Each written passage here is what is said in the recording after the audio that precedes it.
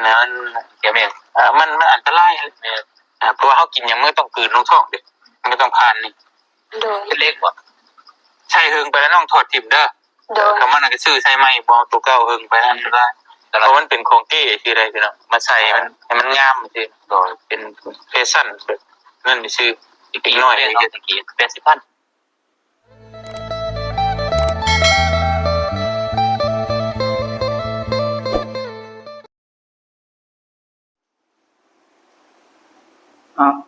น้อยเนาะเปิดคลิปเปิดพามาพบเจอกับตอนเนิร์ดอีกคือเก่าคือเดิมพวกแม่พี่น้องเพิ่มเติมมาในมื้อนี้พอแม่พี่น้องเนาะ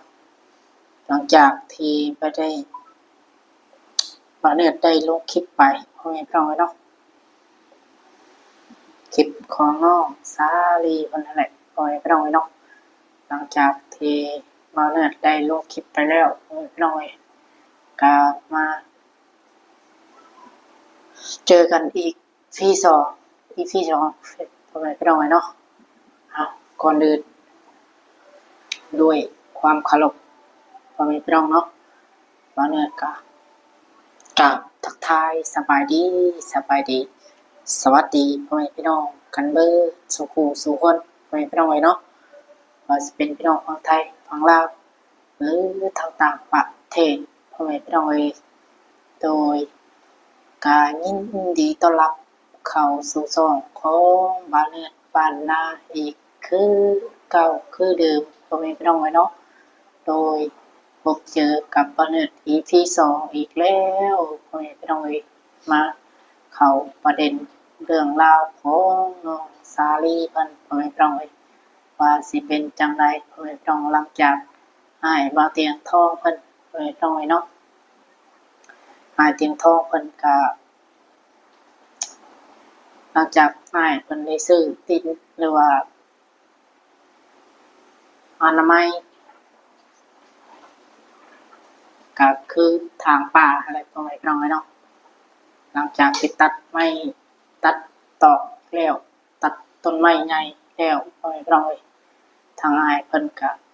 คือพอเนี่ยได้เบิ่งทางอ้ายเพิ่นว่าสิลงมากลับบ้านประมาณนั้นแล้วทางอ้ายเพิ่นสิให้ทางทีมงานเพิ่นอะไรพอให้น้องสื่อสารต่อหรือว่าจังไดพอให้น้องเนาะเดี๋ยวไปเบิ่งไปชมนำกันทางบ่เนี่ยก็ยังบ่รู้รายละเอียดพอให้น้องก็เดี๋ยวไปเบิ่งไปชมในนำกันในคลิปของอ้ายเพิ่นพอให้น้องเนาะอันนี้ก็เลยมาเปิดคลิปมาแจ้งพอให้น้องเพิ่มเติมพอให้น้องเนาะโอเคพอให้น้องเนาะเพื่อประการศึกษาเสียเวลาก็ไปเบิ่งไปชมนำกันเลยพ่อแม่พี่น้องเนาะทางใดก็ก่อนอื่นเนาะก่อนไปหับไปชมพ่อแม่พี่น้องก็อย่าลืมฝากกดไลค์กดแชร์กดติดตามเพื่อเป็นกำลังใจให้บ่าวเนี่ยได้เฮ็ดคลิปต่อไปในเด้อพ่อแม่พี่น้องเนาะ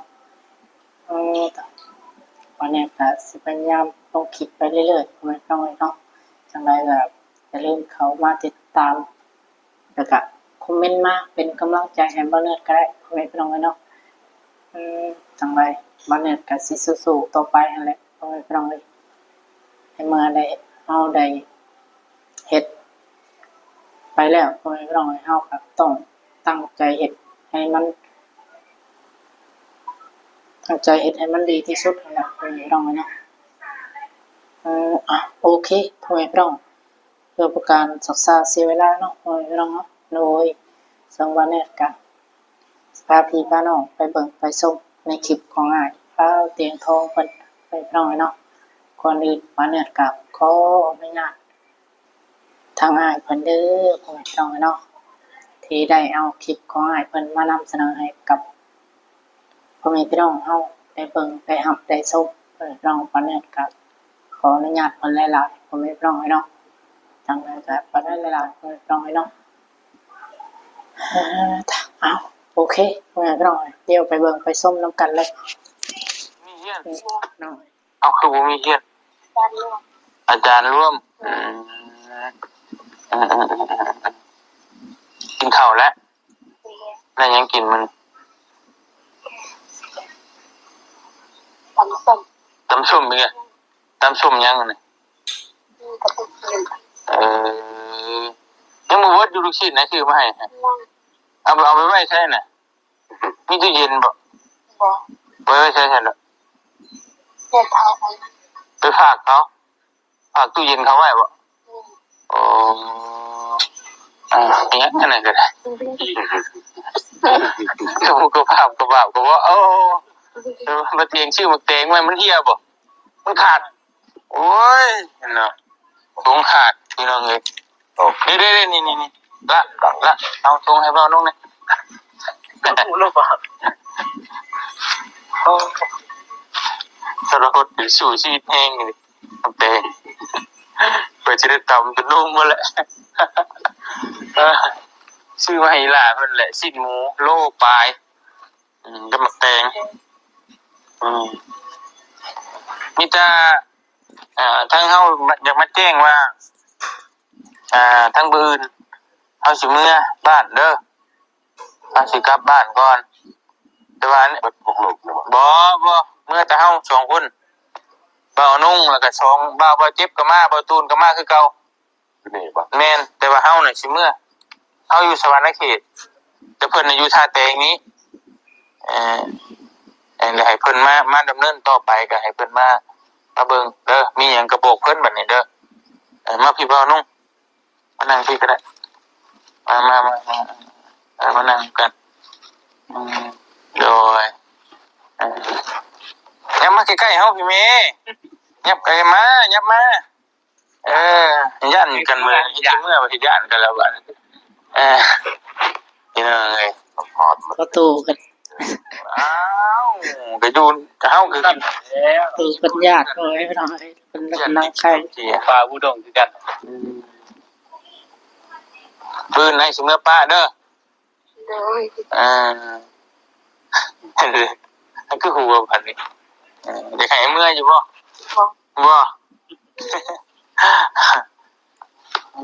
ได้แต่เดี๋ยวสิยงมาเยี่ยมให้ฉะนั้นแล้วให้เมียบ่อยากให้เมื่อให้ลูกเดี๋ยวเมื่อเก็บงานอยู่พุ่นก่อนเพราะว่าเฮาก็มีพุ่นก็มีเฮ็ดอยู่เฮ็ดเพื่อนให้คนแน่เฮ็ดวัดแน่เฮ็ดหยังแน่ต่างๆนี่เมื่อนี่ก็จะไปซื้อที่ให้อ้ายอาจกับเอ้ยของค่ำบัวค่ำเนาะเราเป็นมือชันๆไปซื้อที่วัดบ้านหนองบางยางเอาโต๊ะไปให้โรงเรียนไปเฮ็ดบ้านชันไปเฮ็ดเรือนเบาวังเวียงหลายยังรอคอยอยู่ตอนนี้มีแต่คอยสิมอบหน้าที่ให้ทั้งเจ้าเด้อมีหยังก็มาเบิ่งเพิ่นในตอนนี้ก็งบก็ยังบ่มีดอกแต่ว่าตัวที่ว่าให้นาเบาเพิ่นตัดไม้เลื่อยไม้น่ะค่อยจัดการเรียบร้อยแล้วเงินคำอย่างให้เพิ่นแล้วก็เอาซื้อน้ำมันให้เพิ่นครบไปแล้วมีแต่ให้เพิ่นช่วยแต่เจ้าก็เบิ่งก็พอได้อยู่แล้วว่าเทคเม็ดเทคอย่างนี้เราเฮ็ดเป็นอยู่แล้วก็มาเบิ่งน้ำเพิ่นนี่แหละถ้าว่ามีผู้ใหญ่ผากมาเพิ่มเติมจังไดก็แม่นจังค่อยซื้อหยังมาเฮ็ดให้เพิ่นขั้นตอนต่อไปเนี่ยแล้วเฮาก็ประสานกันแล้วก็ปรับหน้าดินนี่ก่อนเอาไม้ออกเบิดแหละซอยเป็นเส้นแล้วเอาไปไว้เฮือนเราก่อนไว้ใส่ก็ได้แล้วก็ปรับหน้าดินนี่มันคักแล้วเนาะแม่นแล้วก็เอาไล่เบิ่งไม้พอไล่เบิ่งไม้กะมันพอแล้วก็เฮาจังคุยกับช่างบัดช่างเพิ่นสิเฮ็ดได้เท่าใดเดี๋ยวก็ต้องค่อยไปนั่นแหละต้องค่อยว่ากันไปเรื่อยๆเดี๋ยวก็ประสานกันบ่ยากบ่ยากโอ้แม่งเขาเอิ้นแม่งยังอยู่พี่ภาษาของเขาว่าเติมอัตริเติมอัตรินเติมอัตรินแม่งจักจันโมเมนต์จักจันไหนอย่างโมเมนต์ งจักจันต่างหากบ้านข่อยเอิ้นแมงกะลีแต่มันสิโตใหญ่กว่าจักจันเคยเห็นโตมันอยู่บ่นี่โอ้ยจักจันน่ะมันสิโตน้อยๆแบบจักจันเลยแต่ว่ามันใหญ่เลยชัมพูตีนนี่ตัวใหญ่ก็เป็นมดอ๋อรวมเลยลักษณะว่าคนตัวต่ำตัวสูงบ่เตียงเจ้าหรอกครับอะเตใหญ่อะเตใหญ่อะเตอะเตโตมันสิใหญ่ซ้ำปูตีนซ้ำไม้ใหญ่เลยจักจันน่ะมันสิตัวน้อยๆตัวนี้ยิ่งตัวใหญ่ห้องก็ดังเสียงดังเคยมันห่างเดือน3 เดือน4แบบอย่าง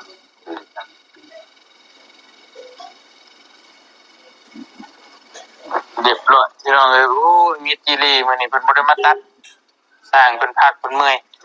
เจ็บหลังปวดเอวหัวใจลุยหาตัวดูซีถ้าตื่นเนี่ยบ่ฮู้จักกันไปแท้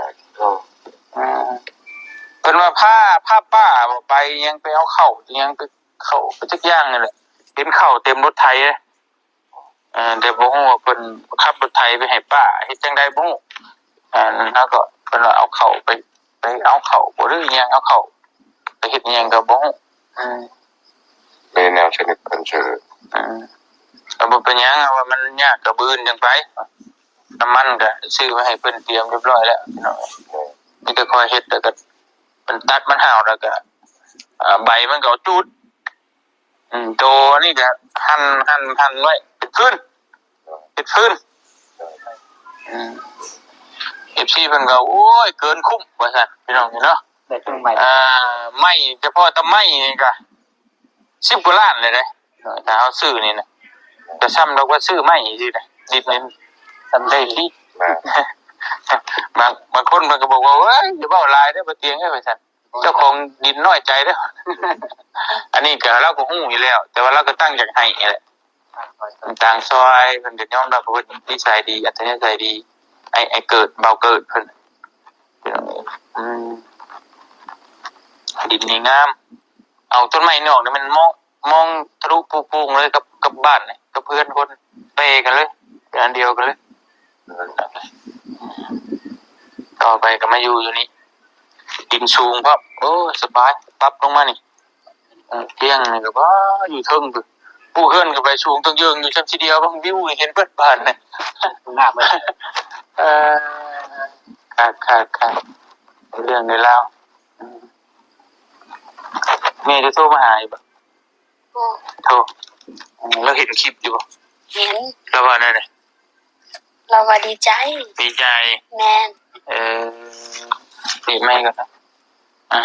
แล้วเห็นอยู่บ่คลิปเจ้าหาเราเห็นแล้วว่าได้เลยแม่ว่าบัดสงกรานต์สิเมื่อโอ้ก็จะได้เห็นหน้าแม่ได้ขนาดนี้อ๋อสิไปแล้วอยู่ใช้ตอนนี้น้องถามแล้วอยู่บ่อยู่เวียงจันทน์แม่นอยู่คนเดียวครับเป็นน้องเดิมเนาะแม่นโดยเด้อเจ้าแม่นก็บอกมาหลายว่าโดยเจ้าของเฮียนว่าเพิ่นว่าได้อาจารย์ก็โดยบอกไว้เลยก็โดยเลยโดยพยายามเว้าเด้อนังเด้อก็แม่นอยู่มันได้ดอกแม่นแต่มันก็บ่ได้ผิดหยังดอกมันก็เป็นแต่ว่ามันอยากให้มันเป็นทางการหน่อยนึงก็แม่นนั่นแหละพี่น้องจะอยากให้ทางเพิ่นได้นะเนาะแต่ว่ามันม่วนนะแต่ว่าเราได้อยู่พี่น้องแต่ว่ามันก็ม่วนมีแต่ให้ทางพยายามน้องพยายามเว้าก็ถือว่าดีได้น้องเพิ่นเว้าได้ซำนี้พี่น้องเพราะว่าแถวน้องๆในส่วนหลายก็บ่เคยเข้ากล้องบ่เคยหยังนั้นเนาะแม่นอีกแล้ว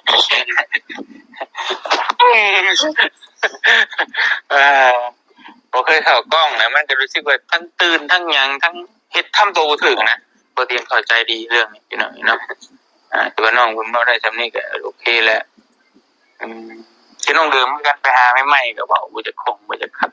ตัวเดี๋ยวนี้ก็ใครนี่แหละเริ่มก้อนเป็นหัวเบาลงก็ค่อยพัฒนาไปหัวเจ้าโดดเดี๋ยวนี้น้องเดิมว่าเป็นตัวเบารู้จักว่าน้องเดิมโอ้เห็นในคลิปป่ะแม่นให้ดังกูเจ้าก็น้องเดิมให้ดังตอนนี้บ่ฮู้โอ้พอกันเลยสูสีกันเลยนี่น้องเดิมก็น้องชาลี่นี่น้องเดิมนี่ประจำบ้านอาลิงเคยไปบ้านลิงบ่ชาลี่นี่ประจำบ้านทงวายคนดังไงเป็นอย่างไหนโอ้พุทธเมืองเลยทั่วโลกนั่นแหละโลกเลยเห็นไหมนะคนดังที่ว่าเป็นเกษตรนะก็เป็นเกษตรแหละผู้ใหญ่เป็นอีตนเนาะหนึ่งมากก็น้องเป็นเนี่ยมีเมย์แต่ว่ามีเมย์มีโพแต่ว่าพ่อแม่ก็อยู่ทั้งไปทั้งมันนะแต่ก็ชำว่าอัพคำผ้าคือกันจะว่าแต่กึ่งคำผ้าแต่น้องเดิมนี่นักสุดคือพ่อแม่ตายเบิดโอ้ยมีแต่น้องแต่ก็อยู่กับน้องก็ไปเฮ็ดงานอยู่เวียงหากะมาน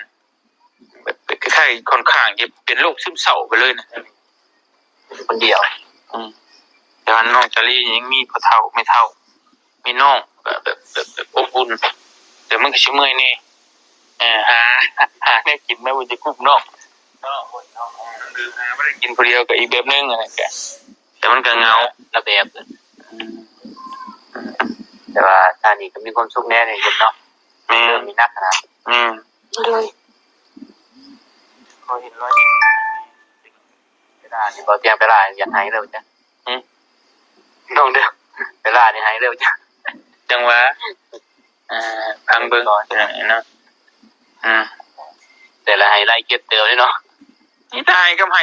แต่นี่นะยิ้มเนี่ยบางทีแล้วคนมีความถูกเฮ็ดได้อุกใจนะก็เข้าใจอยู่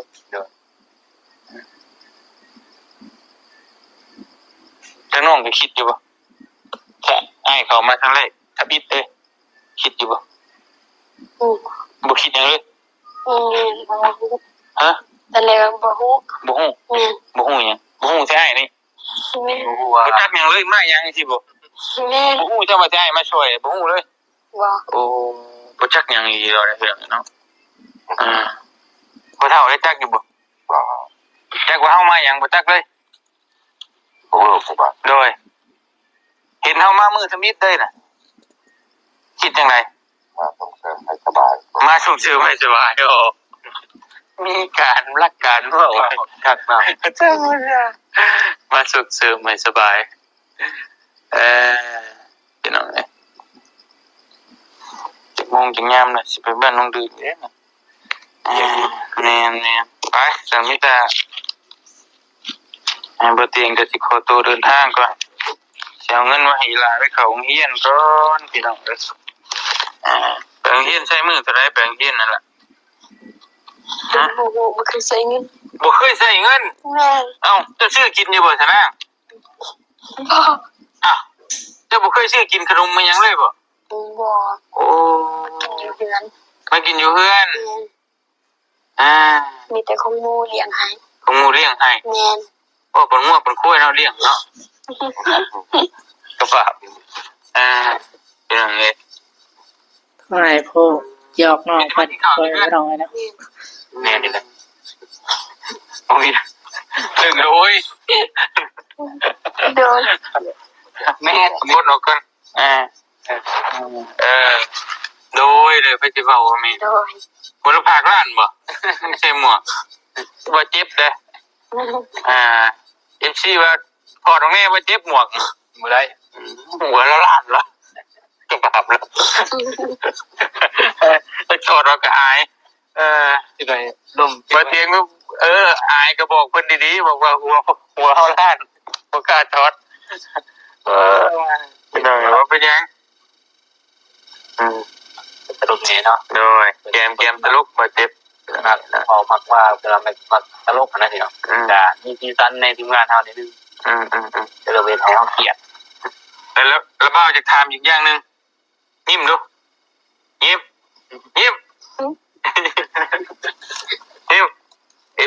FC เพิ่นก็ว่าเท่าไหร่ไปไทย เซนเซนเซนฮะ เซนห้า เกือบ10 ล้านเนาะ บางคนมันก็ไม่พอใช้เด็กตัดฟันได้บ่ว่าจังพี่น้องเอ้แสนห้าสิบพันกีบประมาณ300 บาท300 กว่าบาทคือของเล็กธรรมดานะของเอามาติดเทลิตนี่ เจ็บเป็นบ่เจ็บ มัน ได้ เป็นแบบแม่นมันเป็นแบบไอ้สั้นให้มันงามๆซื่อนะมากกว่าให้มันงามบ่รู้จังได๋ อยากให้มันงาม อย่าให้มันงาม โดย ยิ่งรู้ยิ่งขาใช่เองบ่ แม่นน้ำหมูภาษา มันบ่ได้ดึงบ่ได้หยังติเบิ่งดู บางแล้วมันรุดเด้ ระวังมันเด้อเขียวถ้าว่ามันเป็นโลหะมันเป็นเหล็กถ้ามาเฮารู้แล้วบ่ดีมันขึ้นสนิมฉะนั้นนะมัน เดี๋ยวแม่ง มันอันตรายเพราะว่าเฮากินหยังมันต้องกลืนลงท้องเด้มันก็ต้องผ่านนี่ โดย เป็นเล็กบ่ ใช่เฮิงไปแล้วน้องถอดทิ่มเด้อ โดย คำว่านั่นก็ซื้อใช่ไหมบ่ตัวเก่าเฮิงไปนั่นก็ได้เพราะมันเป็นของเก๋คืออะไรพี่น้องมาใส่มันให้มันงามซื่อก็เป็นแฟชั่นแบบนั่นซื่ออีกน้อย เจ็ดตะกี้80 พัน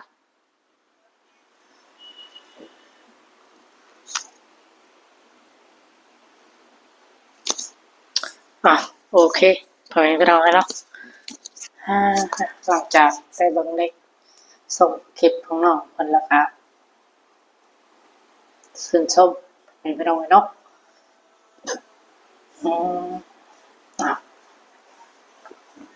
โอเคไปเราเนาะก็ทั้งหลายเพิ่นก็สิกลับบ้านลงมาเก็บเวียกเก็บงานเพราะว่าทางอ้ายเพิ่นก็เวียกงานก็หลายเพิ่นน้องเนาะซื้อดินซื้อทางให้ทางอ้ายคนหนึงอีกพ่อแม่พี่น้องที่เพิ่นได้ลงคลิปไปแหละทางอ้ายอาจเพิ่นนั่นแหละพ่อแม่พี่น้องคือว่าเห็นแต่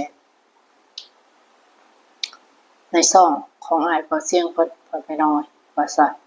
ว่าสิตั้งเสาเรือนเสาซ่านให้ทางอ้ายเพิ่นนำพ่อแม่พี่น้องทางอ้ายเพิ่นอ้ายบ่เตียงทองเพิ่นก็สิลงเก็บเวียกเก็บงานพ่อแม่พี่น้องเนาะเพราะว่าเวียกงานทางอ้ายเพิ่นก็หลายหม้องหลายบ่อนหลายบ่อนไปพ่อแม่พี่น้องเนาะก่อนอื่นเนาะถามว่ามีผู้หลักผู้ใหญ่ท่านใดอยากชดเชยน้องสาลีเพิ่นก็ยินดีเด้อพ่อแม่พี่น้องเนาะเพราะว่างบมันก็มีบ่หลายพ่อแม่พี่น้องเนาะเพราะว่ามีแต่งบก็มีแต่ซื้อดินพ่อแม่พี่น้องแต่ก็ยังดีแต่ซื้อดินแล้วก็มีไม้นำพ่อแม่พี่น้องสุดคุ้มเลยล่ะเนาะทางให้เพิ่นทักเฮ็ดก็สุดยอดเลยพ่อแม่พี่น้องเนาะต่อวันนี้ได้เบิ่งได้ชมแล้วก็ชื่นชมกับตัวของอ้ายเพิ่นพ่อแม่พี่น้องที่เฮ็ดดีในสังคมก็ว่าแม่พ่อแม่พี่น้องที่ช่วยเหลือคนทุกข์คนยากว่าซั่นซะพ่อแม่พี่น้องเนาะก็ว่าเนี่ยก็ได้เบิ่งแล้วก็ดีมกดีใจก็ดีมกดีใจทำให้เพิ่นพ่อแม่พี่น้องที่ช่วยเหลือสังคมพ่อแม่พี่น้องเนาะต่อถ้าว่ามีผู้หลักผู้ใหญ่อยากสมทบอยากเฮ็ดเรือนให้น้องเพิ่นพ่อแม่พี่น้องก็ติดต่อหาช่องทางของอ้ายว่าเตียงทองเพิ่นได้เด้อพ่อแม่พี่น้องเนาะเดี๋ยวอ้ายเพิ่นจะเป็นสะพานบุญให้พ่อแม่พี่น้องเนาะให้กับน้องเพิ่นพ่อแม่พี่น้องเฮาว่ามีผู้หลักผู้ใหญ่อยากสมทบจากร่วมทำบุญว่าซั่นซะพ่อแม่พี่น้องเนาะจากร่วมทำบุญจากสดชอยเนาะทางน้องเพิ่นก็ยินดีพ่อแม่พี่น้องเนาะทางวันนี้ก็ให้พ่อแม่พี่น้องติดต่อหาช่องทางให้บ่เตียงเพิ่นพ่อแม่พี่น้องวันนี้ก็มีแต่นำเสนอให้กับพ่อแม่พี่น้องได้เบิ่งได้ชมไปเรื่อยๆพ่อแม่พี่น้องเนาะวันนี้ก็สิลงคลิปไปเรื่อยๆนี่แหละเนาะ นำเสนอให้กับพ่อแม่พี่น้องเฮาได้เบิ่งได้ชมนี่แหละ ทางใดบ่แน่ก็ยังอยู่ฝั่งไทยอยู่พ่อแม่พี่น้องเนาะก็ยังบ่ได้กลับบ้านพุ่นแหละถ้าว่าได้กลับบ้านพ่อแม่พี่น้องบ่แน่ก็สิหาถ่ายทำกับการแบบนี้คือกันพ่อแม่พี่น้องเนาะหาซอยเหลือหรือว่าหาถ่ายทำให้พ่อแม่พี่น้องได้เบิ่งได้ชมการชีวิตเป็นอยู่ของบ้านนอกบ้านนาเฮาสำหรับคนที่ทุกข์ยากพ่อแม่พี่น้องเนาะก็มีหลายพ่อแม่พี่น้องทั้งบ้านวันนี้ก็หลายแต่วันนี้ก็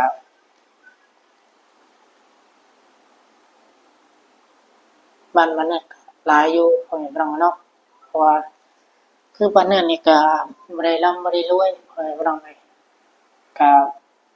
ข้าวน้ำจำปาก็ซื้อกินคือกันพ่อแม่พี่น้องเนาะซื้อกินคือกันทางบ้านนี้ก็ได้ก็นี่แหละ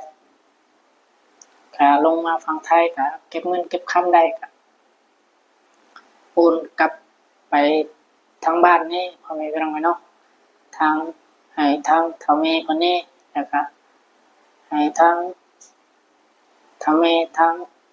เมียนี่พ่อแม่พี่น้องเนาะก็